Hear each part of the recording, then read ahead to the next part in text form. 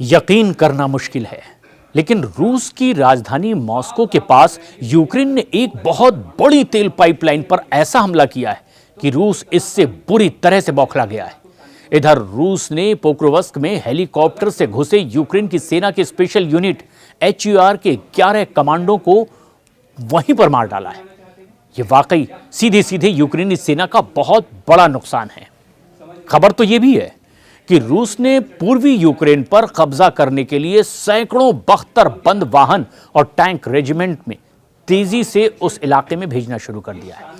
और आप इसी से अंदाजा लगा सकते हैं कि रूस यूक्रेन जंग अब ऐसे हमले में कन्वर्ट हो चुकी है जिसमें ना तो रूस अब इसे बर्दाश्त कर पा रहा है और ना ही यूक्रेन झेल पाएगा।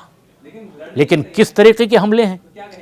यूक्रेन के उस हमले से शुरुआत करें जिसमें कि मॉस्को के गुस्से को 7वें आसमान पर पहुंचा दिया, क्योंकि इस पर पूरी दुनिया का ध्यान गया है।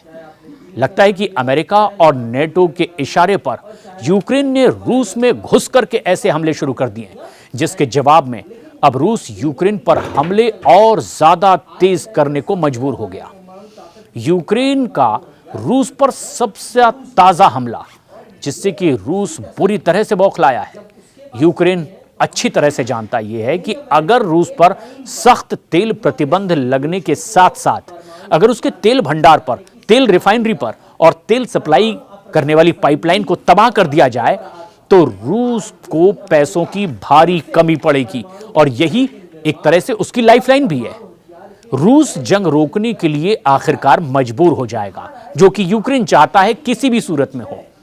और पिछले 90 दिनों से, तकरीबन 3 महीने से, यूक्रेन रूस की 38 तेल रिफाइनरियों में 16 तेल रिफाइनरियों को काफी नुकसान पहुंचा चुका है।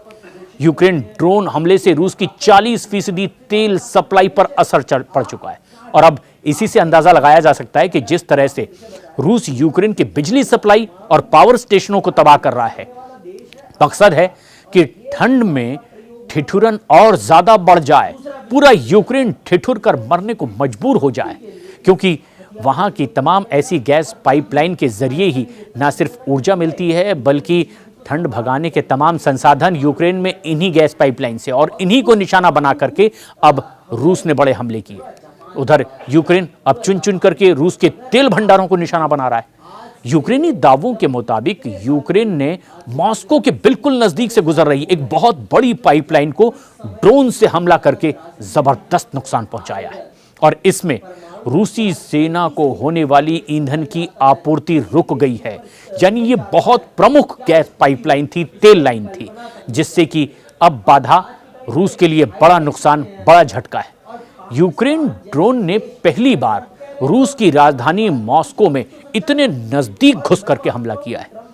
यूक्रेन जहां रूस के तेल और गैस ठिकानों पर हमले कर रहा है, तो रूस उसके ऊर्जा संयंत्रों को नुकसान पहुंचा रहा है।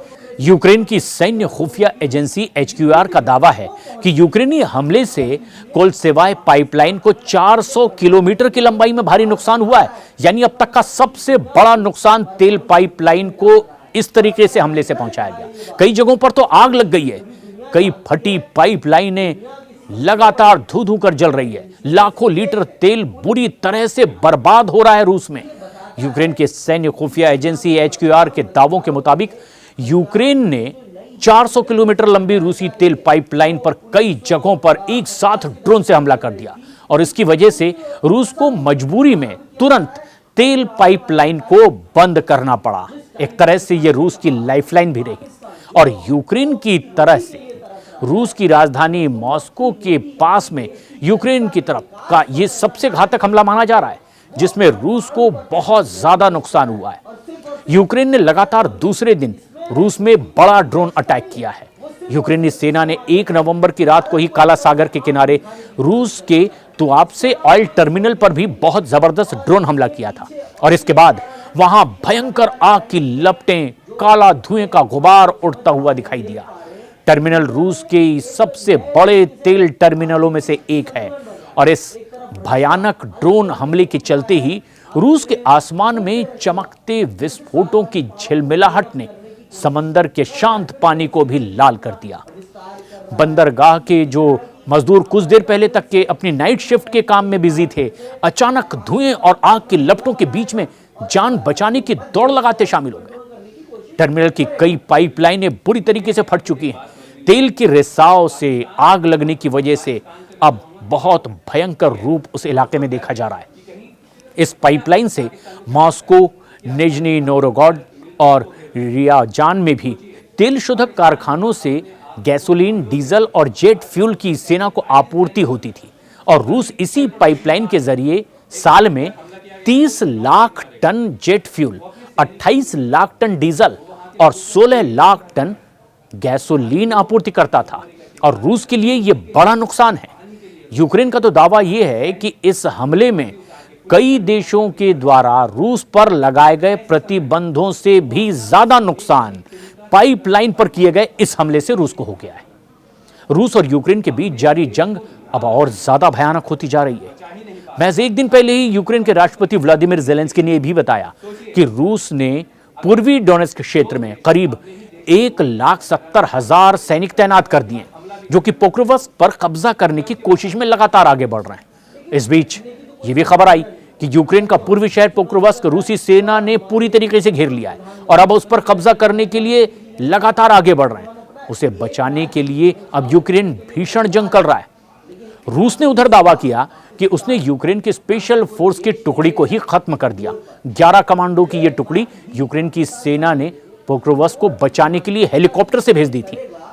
हालांकि यूक्रेन ने रूस के इस दावे का सिरे से खंडन किया, लेकिन यह माना कि पोक्रोवस्क में उसकी मुश्किलें बहुत ज्यादा बढ़ गई है। रूस ने बुरी तरीके से घेर लिया है।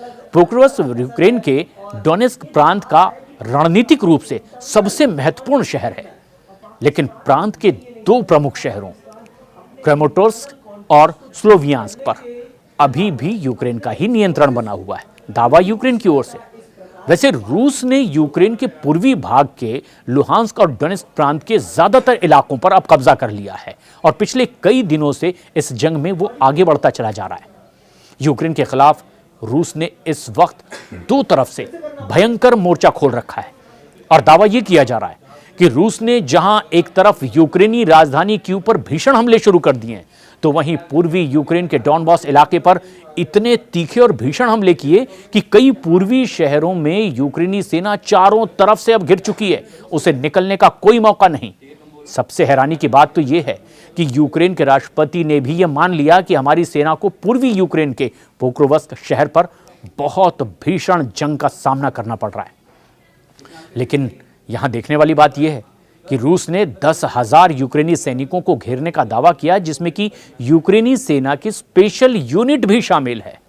और अब ऐसे हालात में अंदाजा लगाया जा सकता है कि रूस यूक्रेन जंग अब उस दौर में पहुंच चुकी है जहां या तो यूक्रेन का पूर्ण विनाश होगा या फिर रूस पर नेटो और यूरोप मिलकर अमेरिका के साथ ही सीधे हमला कर देंगे।